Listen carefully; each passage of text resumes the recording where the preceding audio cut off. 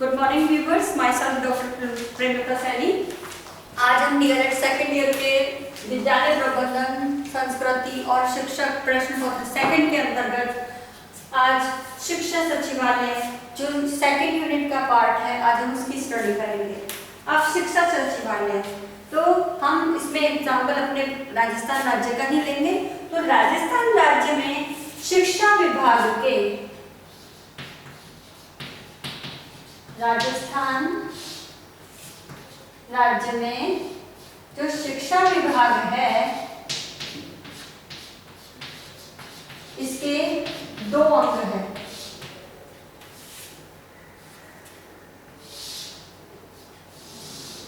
एक तो है हमारे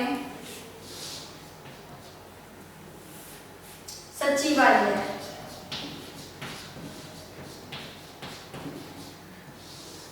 और दूसरा है हमारा शिक्षा निदेशालय, जिसे हम ये निदेशालय हमारे बीकानेर में है और सचिवालय हमारे जयपुर में है। ठीक है, तो ये है हमारे जयपुर में, हमारे जयपुर जिले में, और निदेशालय जो बनाया हुआ है वो है बीकानेर में। और पहले तो ये एक ही पार्ट था, एक ही भाग के रूप में, बाद में जाकर के यह दो भागों में डिवाइड हो गया। एक तो प्रारंभिक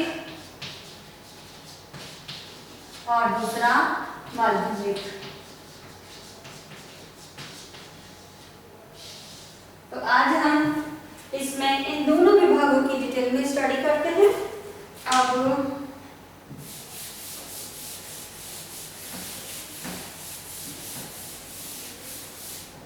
अब हम सबसे पहले स्टडी में लेते हैं सचिवालय। तो ये फर्स्ट पार्ट है सचिवालय।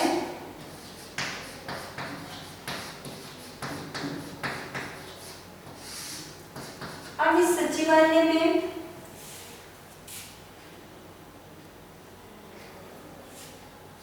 कैबिनेट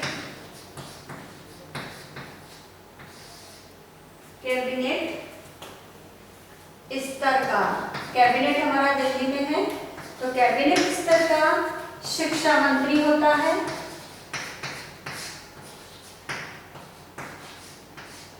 और प्लस इसमें एक राज्य मंत्री भी होता है। तो दो इसमें सचिवालय के अंदर मंत्री होते हैं, और ये दोनों मिलकर के क्या करते हैं, हमारे राजस्थान राज्य है, राजस्थान राज्य की शिक्षा व्यवस्था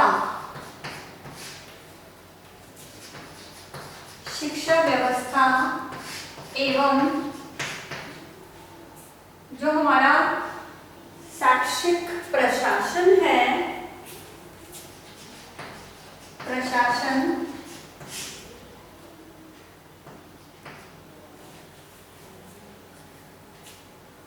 का कार्य करते हैं। ये दोनों मिलकर के करते हैं। अब जो मेन बात है, इसमें सारा फोकस आ जाता है हमारे राज्य मंत्री पर। जो राज्य मंत्री है हमारा राज्य मंत्री, ये राज्य मंत्री क्या करता है, अब राज्य मंत्री राज्य सचिवालय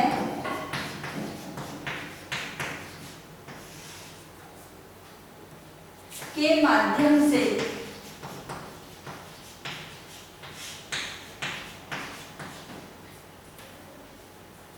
राज्य के लिए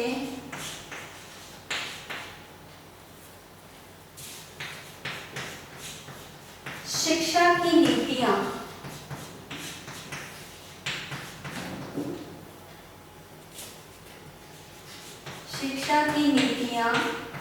निश्चित करता है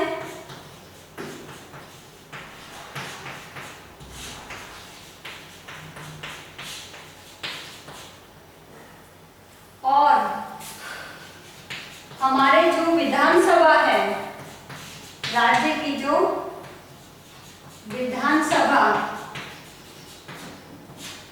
विधानसभा ने भी शिक्षा की जो भी नीतियां बनाई है, तो विधानसभा द्वारा तय नीतियों जो कि एजुकेशन से जुड़ी हुई हैं, नीतियों को लागू करने का कार्य इस राज्य शिक्षा मंत्री का होता है। अब इस प्रकार राज्य मंत्री ही राज्य में एक इम्पॉर्टेंट रोल प्ले करता है। ठीक है, अब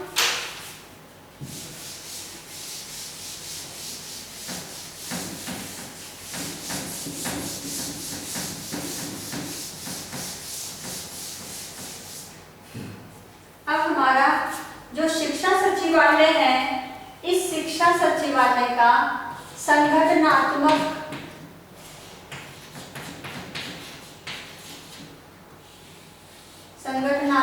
चार्ट इस प्रकार से है कि सबसे इस चार्ट के अंदर सबसे जो ऊपर होता है वो होता है हमारा शिक्षा मंत्री, और ये मंत्री जो होता है वो हमारा कैबिनेट स्तर का होता है। तो यहाँ हम लिखेंगे कैबिनेट।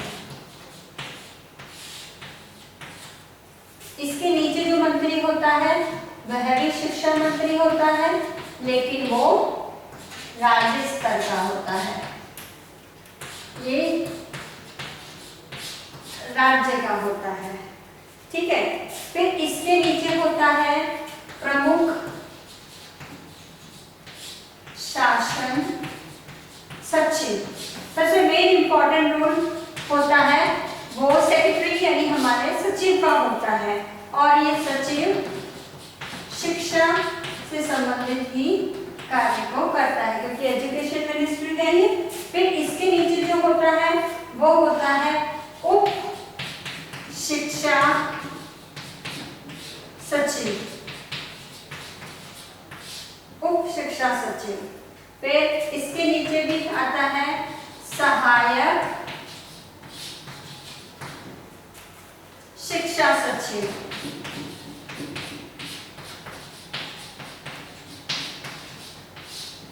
अब इसके नीचे जो आता है वो मैं यहाँ लिख रही हूँ। इसके नीचे जो आता है वो आता है ग्रुप ऑफिसर, और फिर इसके नीचे भी आता है वो आता है विभागीय या सेक्शन ऑफिसर। तो ये हमारा जो एजुकेशन स्टेट लेवल की एजुकेशन मिनिस्ट्री है उसके इस प्रकार से ये ऑर्गेनाइजेशनल चार्ट है, जिसमें सबसे ऊपर होता है हमारा शिक्षा मंत्री जो कैबिनेट लेवल का होता है। दूसरा होता है शिक्षा मंत्री, वो राज्य का जो शिक्षा मंत्री है वो है। फिर उसके नीचे प्रमुख शासन सचिव, उप शासन शिक्षा सचिव, सहायक शिक्षा सचिव, ग्रुप ऑफिसर, सेक्शन या विभागीय ऑफिसर।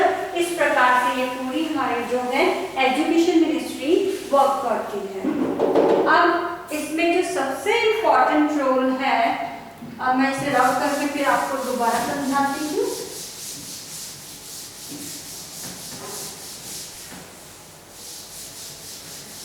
अब इसमें सबसे जो इम्पोर्टेंट रोल प्ले करता है वो हमारे प्रमुख शासन सचिव का होता है, जो हमारे शिक्षा से जुड़े हुए कार्यों के लिए पूरा उत्तरदायी होते हैं।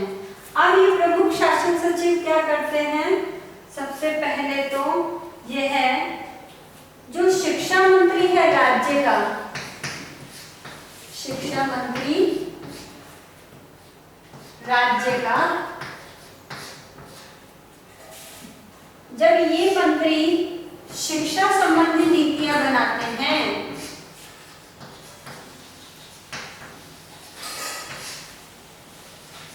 ये शिक्षा संबंधी नीतियां, अब इन शिक्षा संबंधी जो नीतियां हैं इनको लागू करने का कार्य किसका है? प्रमुख शासन सचिव का। इसके पश्चात ये जो शिक्षा मंत्री है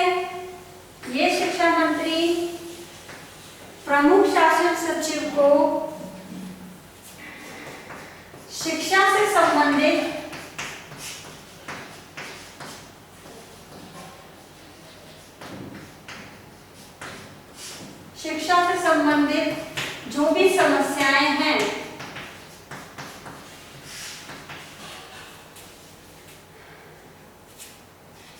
पर सलाह देने का कार्य भी करते हैं। किसको? प्रमुख शासन सचिव को। तो ये इंपॉर्टेंट रोल प्ले कर रहा है प्रमुख शासन सचिव। तो प्रमुख शासन सचिव जो शिक्षा मंत्री ने नीतियां बनाई है उसको लागू करता है। साथ ही अगर शिक्षा की नीतियों के क्रियान्वयन संबंधी कोई भी समस्या आती है तो उस पर वो शिक्षा मंत्री से राय, सलाह, परामर्श, मार्गदर्शन भी प्राप्त कर सकता है। तो ये इसका इम्पोर्टेंट रोल है। अब ये प्रमुख शासन सचिव कौन होता है? क्योंकि सारा का कार्य करने का काम तो इसी का है। ये IAS यानी ये इसका शॉर्ट फॉर्म है, इसका फुल फॉर्म है अखिल भारतीय प्रशासनिक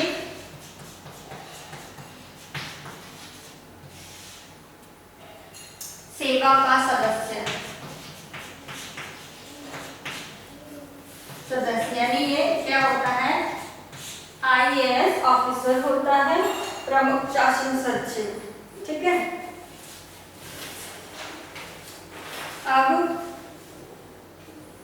अब ये जो प्रमुख शासन सचिव है ये इस कार्य के अतिरिक्त भी कई कार्य करता है, जिसमें पहले से हम बता देते हैं।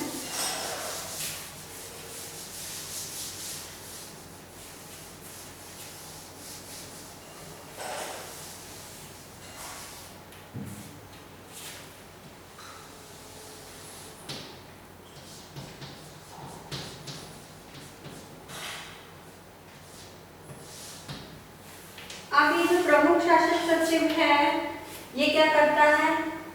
राज्य की शिक्षा संबंधी मसलों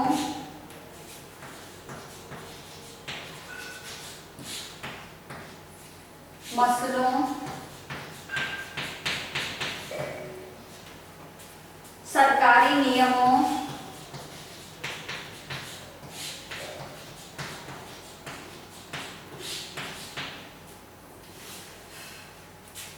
के अधीन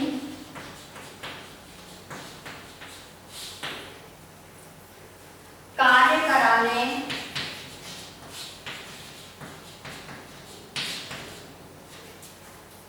शिक्षा विभाग के अधिकारियों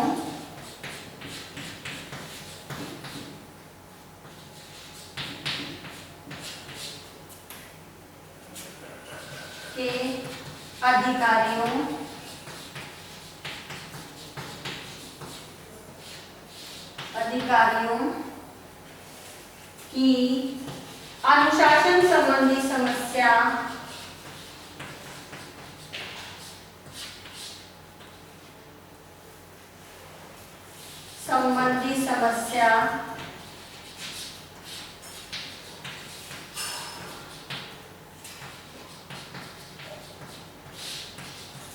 को निपटाने का कार्य करता है। ये कार्य प्रमुख शिक्षा सचिव का है। इसके साथ ही जो सभी राज्य सरकार के आदेश, जो भी गवर्नमेंट ऑफ राजस्थान द्वारा जो भी आदेश जारी किए गए हैं, आदेश भी उसी के नाम से ही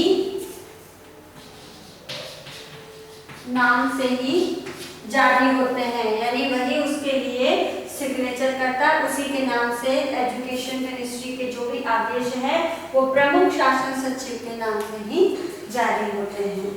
इस प्रकार ये जो प्रमुख शिक्षा सचिव है, ये प्रमुख शिक्षा सचिव शिक्षा सचिवालय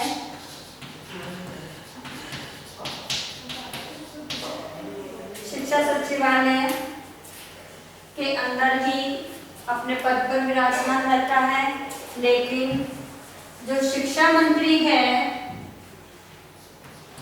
शिक्षा मंत्री जो हमारे राज्य का शिक्षा मंत्री है, और शिक्षा निदेशालय जो हम आगे पढ़ेंगे, शिक्षा निदेशालय जो बीकानेर में है, इन दोनों के बीच क्या करता है, ये जयपुर में है शिक्षा मंत्री, सचिवालय में बैठते हैं शिक्षा प्रमुख शासन सचिव और उसी में ही शिक्षा मंत्री भी है, और शिक्षा निदेशालय जो बीकानेर में है, इन दोनों के बीच क्या करता है, एक कड़ी का कार्य करता है। और अब हमारा इसका जो कार्यालय है, प्रमुख इसका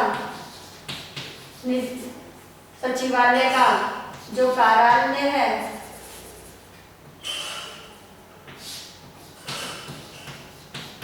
ये कार्यालय क्या है, जयपुर में है। ये हमने पहले भी पढ़ा है, तो जयपुर में है।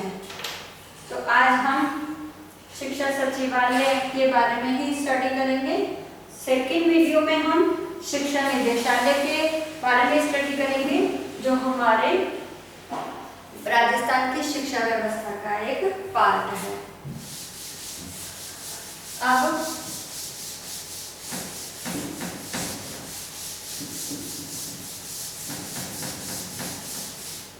आज का असाइनमेंट हमारा इस प्रकार से है। इस असाइनमेंट में आपको एक क्वेश्चन दिया जाता है कि शिक्षा सचिवालय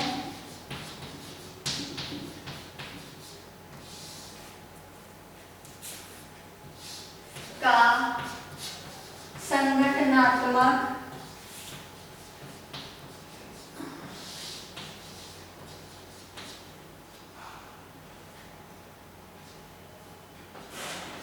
चार्ट बना करके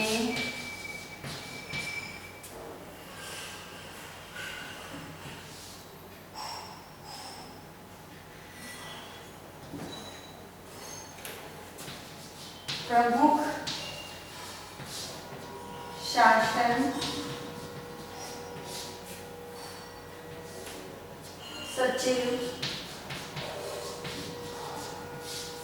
के कार्यों का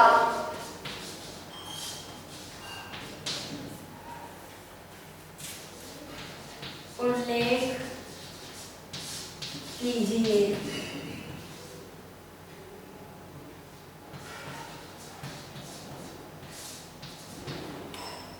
इसके साथ ही आपको एक और असाइनमेंट दिया जाता है कि जब भी आप कॉलेज आए, अपने साथ 5-5 मार्क्स बना के लेके आए। इस कोरोना महामारी के दौरान आप अपने घर में रहिए, सुरक्षित रहिए, जहाँ तक आवश्यक हो घर में रहिए। घर से बाहर जाते समय सदैव फेस पे मास्क लगा करके जाएं और 2 फीट लोगों से सोशल डिस्टेंसिंग का पालन कीजिए। हाथों को बार-बार सैनिटाइज करें, बार-बार हाथों को साबुन से धोएं। इस कोरोना महामारी के लक्षण अगर आपको नजर आते हैं तो तुरंत जाकर के आप अपने डॉक्टर से सलाह लें। साथ ही अपने सोशल मीडिया ग्रुप में ज़्यादा से ज़्यादा कोरोना वायरस के बचाव के उपाय की आप स्लोगन है, पोस्टर बना करके शेयर कीजिए। आई होप ये वीडियो आपके लिए यूजफुल होगा। So thank you.